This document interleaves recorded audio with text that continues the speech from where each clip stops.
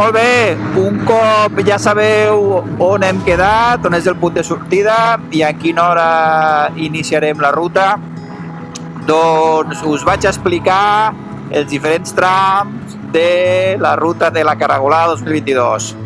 Ara estem passant pel primer tram, és un tram curt, és un tram que va des d'Altafulla fins a la Riba, on passarem pels camps de Tarragona, zona de cultius, zona de vinyes i zona de calçots. També arribarem fins a baix on és la capital mundial del calçot, i és un tram on són carreteres secundàries amb molt bon asfalt i curves de segon grau, no són massa complicades, i també passarem per alguna altra urbanització.